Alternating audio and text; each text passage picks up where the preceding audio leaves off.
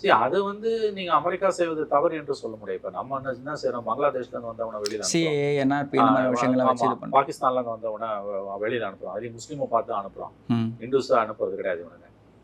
ஆனா பங்களாதேஷ்ல இருந்து ஊடுருவல்காரர்கள் வராங்க. இப்ப திருப்பூர்ல கூட பாத்தீங்கன்னா நீங்க வந்து டாக்குமெண்ட் இல்லாம நிறைய பேர் தங்கியிருப்பாங்க. நீங்க பாத்தீங்கன்னா இப்போ கொஞ்ச நாளைக்கு முன்னால கூட வந்து ஒரு 20 பேர் என்னமோ பிடிச்சி அனுப்பிச்சாங்க. 50 பேருக்கு மேல பிடிச்சி அனுப்புனாங்க. அது அவங்ககிட்ட ஆதார் கார்டு இருந்துச்சுன்றதான் அது இன்னும் கொடுமை. ஆதார் கார்டு வாங்குற அளவுக்கு அவனுங்க இங்க உள்ள ஊடுருவி இருக்காங்க. அப்ப இது உலகம் பூரா இருக்க பிரச்சனை. அமெரிக்கால வந்து இது ரொம்ப அதிகமாவே இருக்குது. மெக்சிகோல இருந்து ஓடி வரக்கூடியவர்கள் வந்து அவங்க ரொம்ப சர்வசாதாரணமா டாக்குமெண்ட் இல்லாம வந்துட்டு திரும்ப போயிட்டு திரும்ப வர்றது, இந்த கூத்தெல்லாம் ரொம்பவே அவர்கள் செய்துட்டாங்க.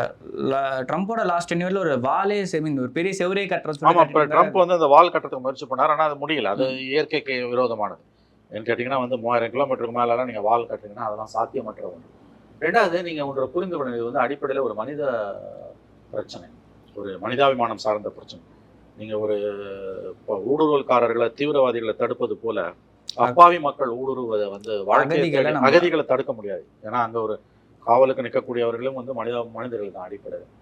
அவன் வந்து அதுக்குள்ளேயும் அவனோட காக்கி சட்டைக்குள்ளேயும் ஒரு ஈரம் இருக்கும். அவனும் மனிதன் தான். அப்போ வந்து ஒரு தீவிரவாதியை தடுக்கிற மாதிரியே, ஒரு ஊடுருவல்காரர்களை தடுக்கிற மாதிரி பாகிஸ்தான், இப்போ ஜம்மு காஷ்மீரில் வந்து பாகிஸ்தான் தீவிரவாதியை ஊடுருவதை அதே மீறி அவங்க ஊடுருவுறாங்க. ஆனால் பிடிபடுறாங்க நிறைய பேர்.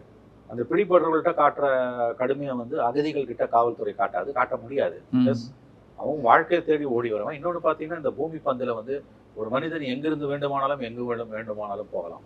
அமெரிக்காவே வந்து அகதிகளால் ஆன நாடு தான் அமெரிக்கா. பராக் ஒபாமா வந்தேரிகளால வந்து உருவான நாடு தான் அமெரிக்கா. பராக் ஒபாமா சொன்ன மாதிரி.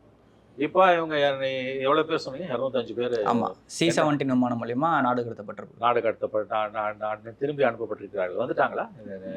வந்துருவாங்க. இது 18,000 பேர் வரைக்கும் நாங்க திரும்ப எடுத்துக்கிறோம்னு ஜெய்சங்கர் வெளியுறவுத்துறை அமைச்சர் சொல்லியிருக்காரு.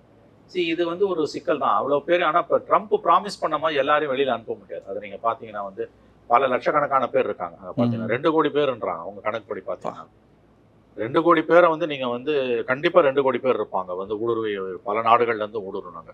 1 கோடினே வச்சுக்கோங்க உதாரணத்துக்கு நான் சொன்னேன். அதுல 50% ரிபேட் வச்சுங்கன்னா கூட ஒரு நாளைக்கு இவங்க எவ்வளவு பேர் அனுப்புறாங்க? 300 பேர் 500 பேர் தான் அனுப்புறாங்க. அப்போ ஒரு மாசத்துக்கு 15,000 பேர், ஒரு வருஷத்துக்கு எவ்வளவு? 2 லட்சம் பேர். எத்தனை வருஷம் அனுப்பும்? 50 வருஷமா அனுப்புங்க. வாய்ப்பே இல்லை.